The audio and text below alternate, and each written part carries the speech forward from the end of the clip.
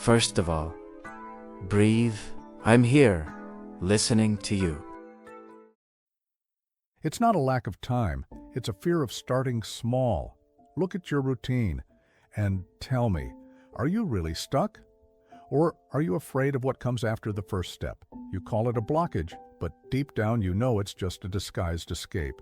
Escape from exposure, criticism, judgment.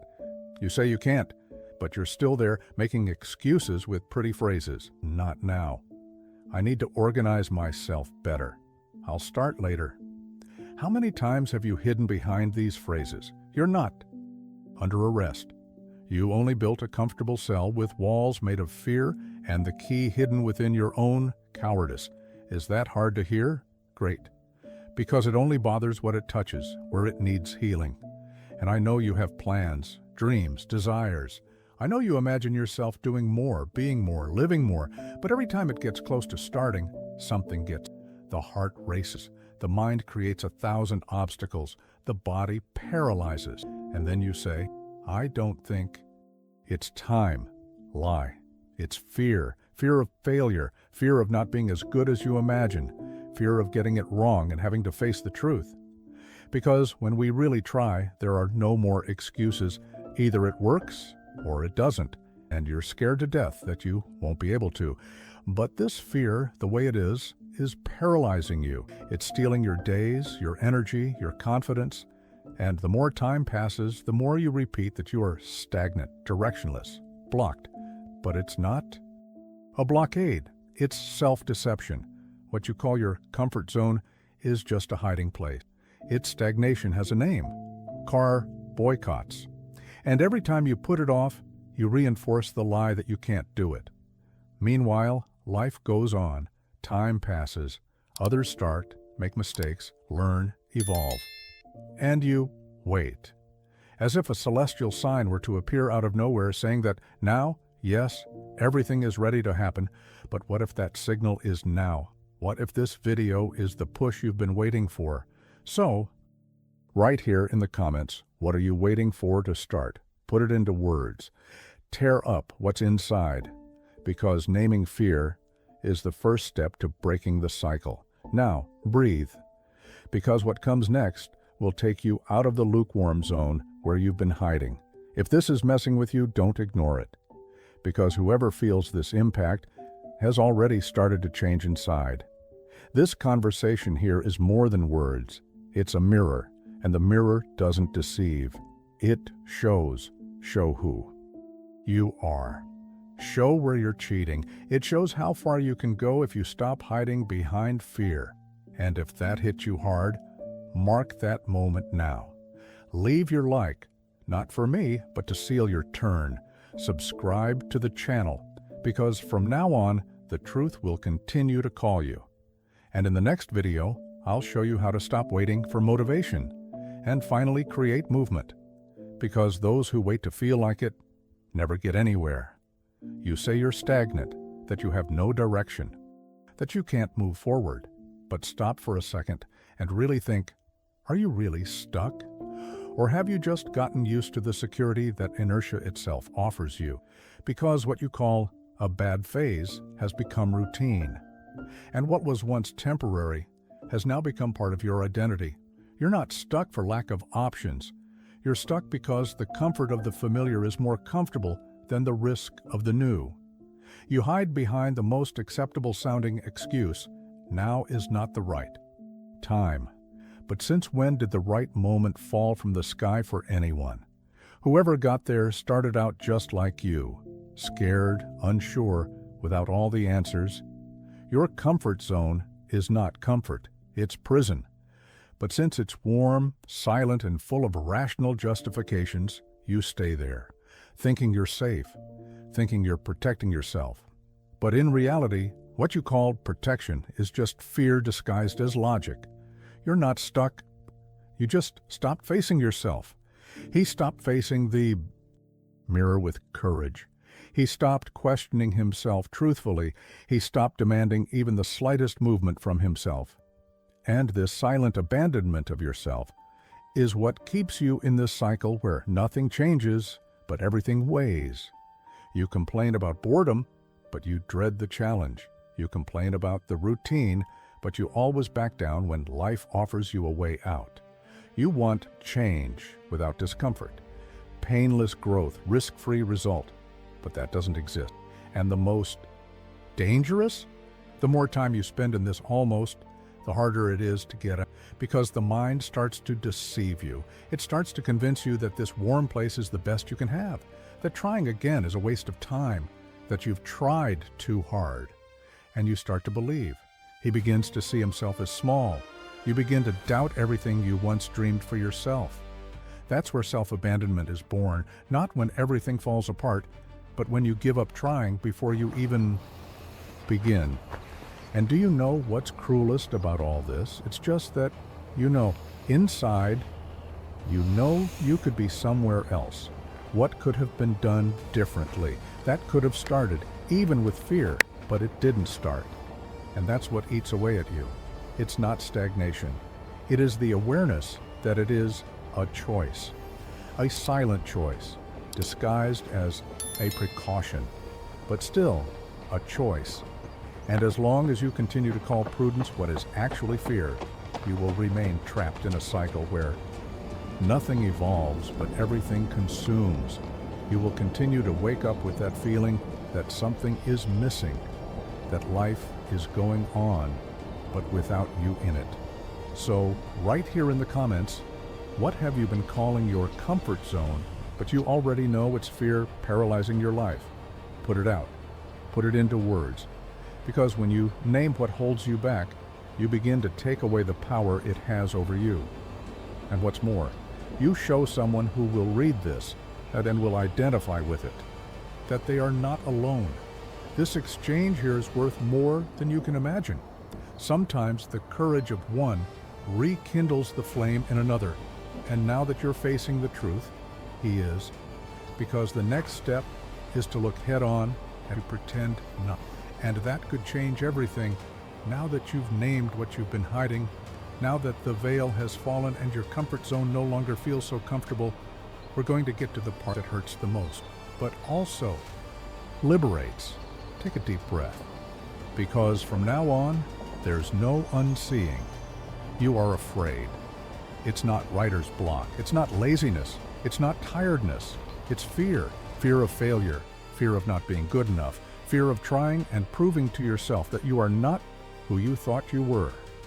You've created an idealized image within yourself, an I that only exists in theory, a me that would be perfect if only I had the time, the support, the money, the confidence, the courage. But this I doesn't act. He lives in the future. It is always postponed. And so, to avoid the risk of seeing that image crumble, you prefer not to try, prefers to protect himself from failure by remaining neutral. Because until you do, no one can judge you. As long as you don't take any risks, no one can point the finger. As long as you stay quiet, no one can say you failed. But just look at the price of that. The silence of your courage became a muffled scream in your chest.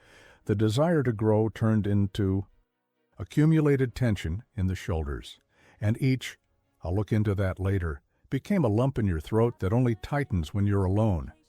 You say you're afraid of making mistakes, but the truth is, you're afraid of finding out that even if you try, it might not work, and it paralyzes you, it steals from you, it shrinks you, so you pretend you're waiting for the right moment, pretend you're getting ready, pretend you're studying more, but deep down, you already know enough to get started. What's missing isn't technique, it's decision. Do you really think that those who are up front started ready? Do you think they weren't afraid? They just decided to walk in fear, with the doubt itself, with sweaty hands, racing heart, the judgment of others ringing in your ear. And as much as it hurts to hear this, it's safer for you to blame the world than to admit that the courage you've been waiting for is there inside, asleep, suffocated, pushed into a corner. You say you can't start now because there's a lot going on. But tell me one thing. When was it that you didn't have it? When was everything 100% calm, organized, stable? Never, and it never will be. It's up to you to decide what to do with the chaos. It is you who needs to understand that fear does not go away. It just changes places. You can carry him in the back seat, but don't let him drive your life anymore. Accepting this is liberating because for the first time, you stop fooling yourself. Stop outsourcing the blame. Stop placing responsibility on others for what only you can transform. From now on, you will begin to see that fear is just a sign that something important is about to happen, because no one is afraid of small things. We only tremble when we know we are facing something that can change everything. And maybe that's exactly what's happening now. Maybe what you're feeling there, that discomfort in your chest, that rising heat, that urge to run away or turn off the video. Maybe this is the beginning of your turnaround. The pain of seeing the truth is never light, but it's much more bearable than remaining trapped in a comfortable lie. You don't have to stop feeling fear to start. You just need to stop letting fear decide for you. And if this is echoing inside you, I'll write it down. Write in the comments, I acknowledge my fear, but it will no longer hold me back. Write to make a commitment. Write to show yourself that something has already started to move.